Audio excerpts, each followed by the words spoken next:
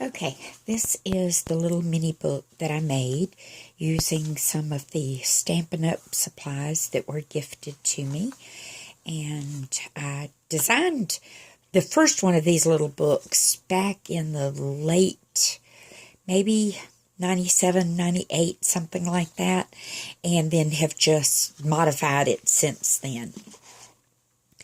I designed the gusseted page element to go in it about that same time, but used it in a different way. And so now I create my little gusseted spine books like this. So this is the one that I started out with, just making a little prototype and playing with some of the new products. Here's a little reverse waterfall, an inside back cover. So I'm going to give all the instructions and measurements for this particular size book, but it's going to have an additional page element in the center so that it will have more pages in the book than this one does.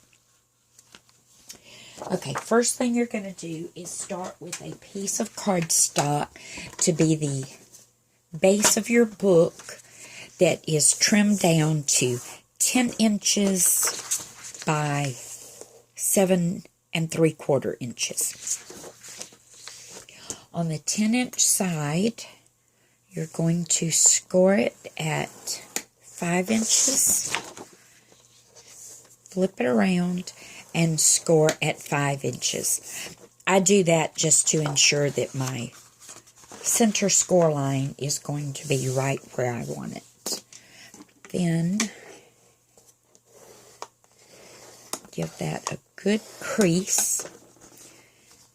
Then the next thing you're going to do, you can use glue of your choice. I just use some of the glues that I have here instead of my better glue that I use on my gluing things together with in my projects. Add glue to one side, fold that. Let's move this so if I get any oozing, it won't get on my scoreboard. And then anything with a straight, flat edge to just spread that glue around so it will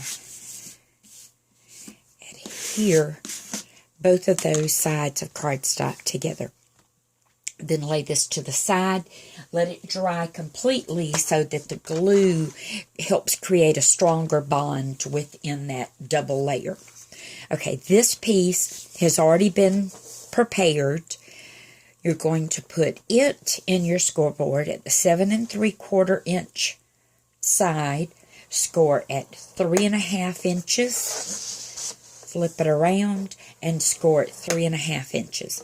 This is going to be the base of your book, meaning the bare bones of the book itself. Do not fold or crease those score lines. All you want to do right now is just have them scored. This is what we're now going to make to go on the inside of the book that's going to become our pages. So it'll be 6 flags, 12 pages if you count each side. So that's a nice size little book for this, no bigger footprint than it takes up.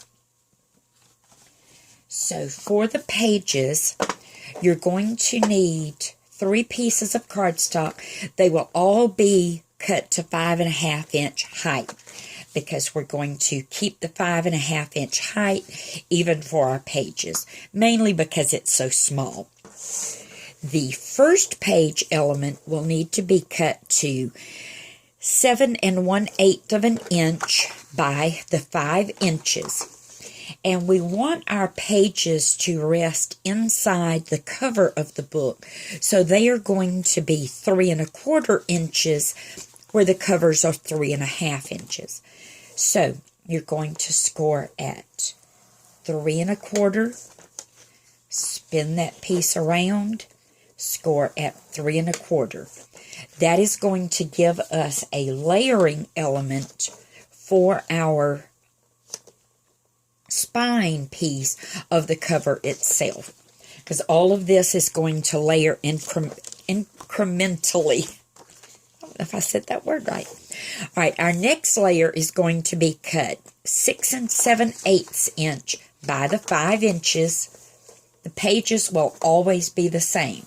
They won't change. Score at 3 1/4 inches and 3 1/4 inches. That's our second layering spine for our gusseted page. Our inside page is going to be cut 6 5/8 of an inch. Same 3 1/4. Flip it around and score at 3 1/4. That's going to give us a little 1/8 inch gusset. So when these are all stacked and glued together, this is the look that you're going to get. You're going to have all these pages with little 1/8 inch gussets so that you can add more little elements to your pages. So the scoreboard will now still be needed because this is how I use it. I take my spine piece, and you don't want to fold or crease any of these pages yet. We're not to that point. And you want to line up your spine section of your cover between a 3/4 inch section on your scoreboard, mainly just so that you can use that as a guide now. Then you want to start with your widest spine. Add glue only to the spine section. Then you want to center, that should be flipped over, because you want the score lines to be facing you. You want to line that up so that that page element is right in between the score lines of the base of the book. Okay, we'll do the same thing with the next page layer. And you'll know you have it approximately right because you should have about 1/8 of an inch on each side of the page. Now this is the one that's a little tricky, just making sure that you've got glue only in that little 1/8 inch section. But you can always go back if you have some that runs over a little bit, just, wipe it off. And same thing, you want the approximate 1/8 of an inch showing here, and you want that as in the center as possible. So now the base of your whole book is put together. I'll flip it over and just give a few good presses just in the spine section of the book. So I want this to set to the side a minute just so that that glue can set up before we start folding the pages. Now, I moved it and couldn't find it. I want to show you how I make the little pocket. And the pocket pattern, it can be used for the front or the inside back cover. That's going to be, it's reversible basically because you use it like this for this cover side. And if you wanted one here, you just flip it over and use it the other way. What I did, I started with a piece of cardstock that was 3 inches tall by 4 inches wide.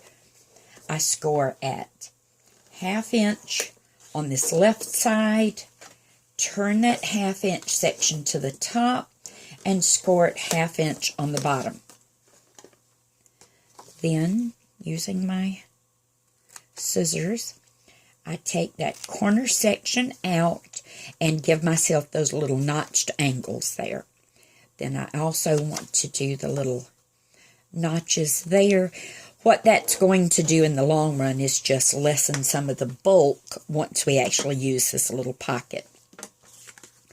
Then what I did was I came over from the score line 1.5 inches, well, from the edge, not the score line.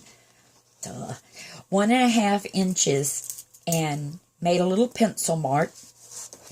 Then I turned this piece, and from this end came up to the 2-inch line, which this was 4 inches, so basically that was just in half. Then I took my ruler, and wherever this came to, drew a line there, and then put it back in my paper trimmer and cut it off. And that was how I came up with this little angle for the pocket. I think some people call it a secretarial pocket or something. I just like it, and so I've used it for years. So that's how I made the template for the pocket. Well, then I wanted to make my own layering template for patterned paper to be layered over it, because sometimes it's hard to kind of guesstimate it and get it just right. So what I did was I took just this section from with the score lines folded up, just this section of the pocket, and made me a template from it, marked it 7/8 of an inch here, and the same 2-inch mark, but it's 1 3/8 inch up from the bottom. Same thing. Marked my line, and then cut that off, and then that's what I'll use to mark my pattern paper to become my layer, to layer over the pocket, like that. Okay, now, page layering piece, I cut this was one of the measurements I couldn't remember, to 3 3/8 of an inch by 4 7/8 of an inch. And this is just so I can show you how I attach the pocket to the inside front cover. But we'll do that in a minute. Now I want to show you the little reverse waterfall, which basically means that the pages flip up in reverse and are shorter when you have them flipped up. But when they're flat like this, they're all the same length at the bottom. I just love a reverse waterfall. It's just a thing with me, and so I do a lot of them. So to create the reverse waterfall, same size as I've used in this book, you're going to need a scrap piece that's 3 inches by 1 inches. And basically this just becomes our little base piece here, because that's all that we're going to use to attach the waterfall into the book. Then you will need 3 pieces of cardstock. They will all be 3 inches wide, just different length measurements. One will be 4.5 inches, one will be 4 inches, and one will be 3.5 inches less a 1/16 of an inch. And we have a reason for removing that 1/16 of an inch, and I'll show you that in just a minute. When I score these, I want to score the shortest one at 3 inches, because this tab we only want to be that with that 1/16 of an inch missing. These 2 pieces I'm going to score at 1/2 inch from the left side, so that I end up with my full measurement that I wanted here. Now, since we don't need the scoreboard for putting these together, and then you're just going to fold and crease like you normally do for a score line, except this one is going to fold the opposite direction, the little short piece. And I'll show you why in just a second. Okay, now, to build the waterfall, you're going to take the longest piece first. And we're going to line it up with that little 1-inch piece so that it looks like a little flag on there. Then open that piece up. Put the glue here. And you can use other means of adhesive. I'm just a wet glue person, so that's what I use. then you just want to make sure that when this opens up, your top and bottom edges, when you're looking at it like this, are even. Okay, now on this piece, we want this little hinge to be here. So when this raises up for our back page, then we still have all of this of the inside back cover.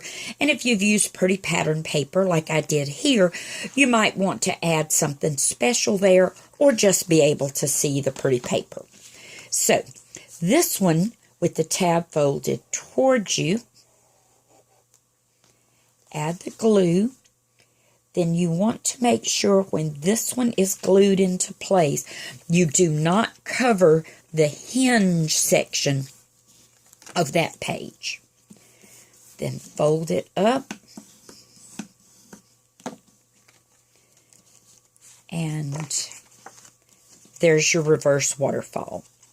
So your pages are even when you look at them this direction, and each one gets shorter as it folds up like this. So then this will then get glued into, once you have your back cover ready to go, that will get glued kind of centered into the page. I offset this one just a little bit in case I decided I wanted to add any sort of title here. I had a little bit of room to work with, but I wanted it up far enough that nothing, hung down here on the bottom for the pages. Okay, so that's the waterfall. Now, let me go back to this part of the book. And before I go any further, once you have your pattern paper pieces cut to line your inside, front, and back cover, you want to be sure if you're going to use a ribbon closure like this for tying the book closed, and you want it only on the edge, not coming over the book in any way, you want to glue your ribbon into the inside back cover before you attach your pattern paper. So if for any reason this ribbon gets pulled in the opposite direction, you don't have to worry about it damaging your pattern paper on your front cover because you've got a little more bulk there for holding it into place.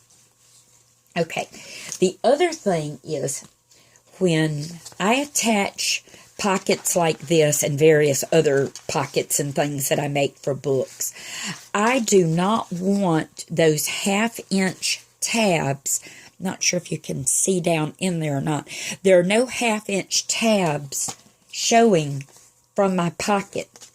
What I do is I actually wrap those tabs around that pattern paper layer. Then it all gets glued into the book. So when I have something to go in this pocket, it's going to go all the way to the base of the pocket. There's not anything in there for it to catch on. So that's just one of the other little things that I do and like to add to my books. So that is basically what I have done here to create the beginnings of this book. Now that I know my glue is all set up, then I'm going to work one page at a time and fold each page over and give it a burnish with the bone folder. Also the cover. And then do the same thing from the opposite side.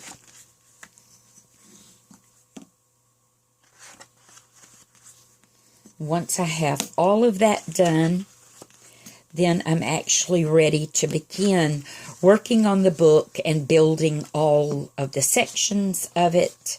So there's 2 more little base books that I'll have to work on. And this was the first one that I had started. And I may go back and add the additional page in this one. I just hadn't gotten any further with decorating it, so I hadn't decided. So I hope that helped y'all.